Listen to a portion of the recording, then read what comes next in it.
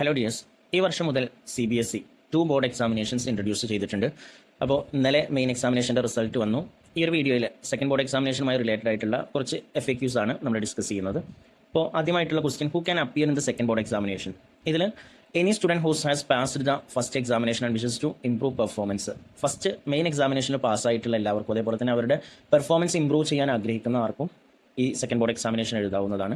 അതുപോലെ തന്നെ കമ്പാർട്ട്മെൻറ്റ് കാറ്റഗറിയിലുള്ള, അതായത് 1-2 സബ്ജക്റ്റുകളിൽ മെയിൻ എക്സാമിനേഷനിൽ ഫെയിൽ ആയിട്ടുള്ള കുട്ടികൾക്കും ഈ ഒരു സെക്കൻഡ് ബോർഡ് എക്സാമിനേഷൻ അറ്റൻഡ് ചെയ്യാവുന്നതാണ്. അതേപോലെ തന്നെ തേർഡ് ചാൻസ് കമ്പാർട്ട്മെൻറ്റ് സ്റ്റുഡൻസ്, അതായത് കഴിഞ്ഞ വർഷം കമ്പാർട്ട്മെൻറ്റ് കാറ്റഗറിയിലുള്ള കുട്ടികൾക്കും ഈ ഒരു വർഷം തേർഡ് ചാൻസ് ആയിട്ട് എഴുതുന്നവർക്കും ഈ ഒരു സെക്കൻഡ് ബോർഡ് എക്സാമിനേഷൻ എന്നുള്ള ഓപ്പർച്യൂണിറ്റി യൂട്ടിലൈസ് ചെയ്യാവുന്നതാണ്.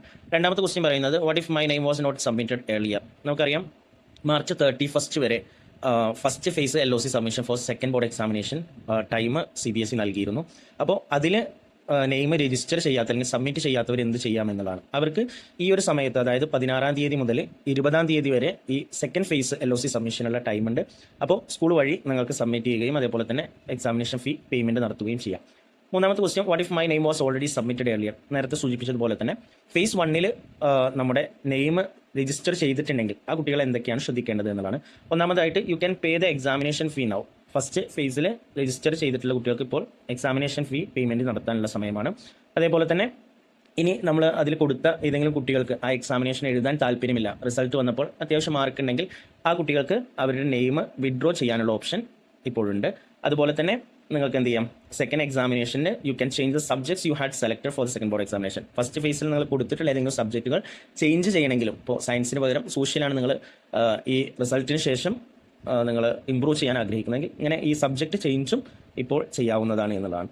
നാലാമത്തെ question, can I change my mathematics option? നമുക്കറിയാം മാത്തമാറ്റിക്സ് സ്റ്റാൻഡേർഡ്, ബേസിക് എന്നുള്ള 2 രീതിയിലുള്ള സബ്ജക്റ്റ് പ്രൊവിഷനാണ് ഗ്രേഡ് 10th അപ്പോൾ മാത്തമാറ്റിക്സ് സ്റ്റാൻഡേർഡ് മെയിൻ എക്സാമിനേഷന് ചൂസ് ചെയ്ത കുട്ടികൾക്ക് ഈ സെക്കൻഡ് ബോർഡ് എക്സാമിനേഷനിൽ വേണമെങ്കിൽ മാത്തമാറ്റിക്സ് ബേസിക് എന്നുള്ള ഓപ്ഷൻ സെലക്ട് ചെയ്യാവുന്നതാണ്.